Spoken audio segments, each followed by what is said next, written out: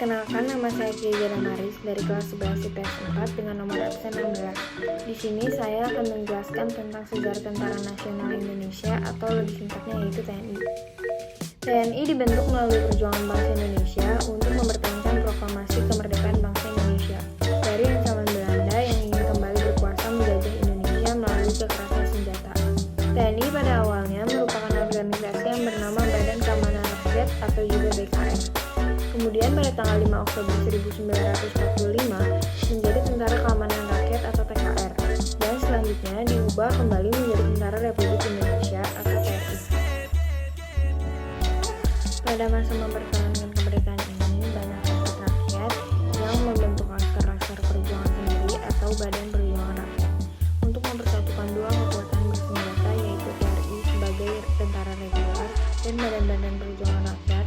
Maka pada tanggal 3 Juni 1947, Soekarno mengesahkan berdirinya Tentara Nasional Indonesia secara resmi. Setelah Konferensi Meja Bundar atau KMB pada bulan Desember 1949, Indonesia berubah menjadi negara federasi dengan nama Republik Indonesia Serikat atau RIS. Sejalan dengan itu, maka dibentuklah Angkatan Perang RIS yang merupakan gabungan antara TNI dan KRIL.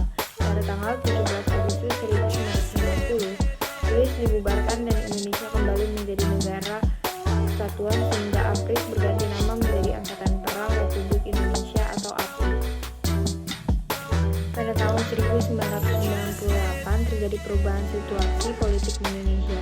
Perubahan tersebut berpengaruh juga terhadap keberadaan ABRI. Pada tanggal 1 April 1999, TNI dan Polri secara resmi dipisah menjadi institusi yang berdiri sendiri.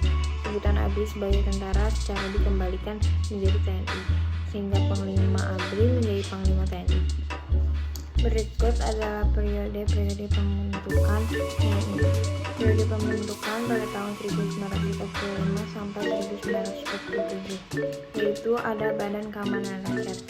Pada tanggal 22 Agustus 1945, Panitia Persiapan Kemerdekaan Indonesia atau PPKI dalam sidangnya memutuskan untuk membentuk 3 badan sebagai wadah untuk menyalurkan potensi perjuangan rakyat. Badan tersebut adalah Komite Nasional Indonesia, Partai Nasional Indonesia, dan Badan KPK. Dan kedua adalah Tentara Keamanan Rakyat. Menyerahnya Jepang kepada tentara sekutu menyebabkan kedatangan tentara Inggris ke Indonesia yang dimanfaatkan oleh tentara Belanda untuk kembali ke Indonesia. Situasi ini menjadi mulai tidak aman. Oleh karena itu, pada tanggal 5 Oktober 1945, pemerintah Republik Indonesia mengeluarkan maklumat pembentukan Tentara Kebangsaan yang diberi nama Tentara Keamanan Rakyat. Yang ketiga adalah Tentara Republik Indonesia. Untuk menyempurnakan organisasi tentara menurut standar militer Indonesia, maka pada tanggal 26 Januari 1946, pemerintah mengeluarkan maklumat tentang penggantian nama Tentara Keselamatan Rakyat menjadi Tentara Republik Indonesia. 4. Tentara Nasional Indonesia. Usaha untuk menyempurnakan tentara terus dilakukan oleh pemerintah Indonesia pada waktu itu. Banyaknya laskar-laskar dan dana perjuangan rakyat kurang menguntungkan bagi perjuangan mempertahankan kemerdekaan. Untuk mencegah terjadinya kesalahpahaman tersebut, pemerintah berusaha untuk menyatukan TNI dengan Badan Perjuangan yang lain.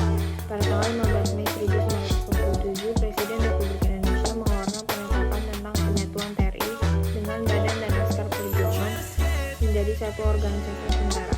Pada tanggal 3 Juni 1947, Presiden Soekarno meresmikan penyatuan TRI dengan laskar-laskar perjuangan menjadi satu wadah tentara nasional dengan nama Tentara Nasional Indonesia. Presiden juga menetapkan susunan tertinggi yaitu TNI. Yang kelima ada penataan organisasi pada tahun 1947 sampai 1948.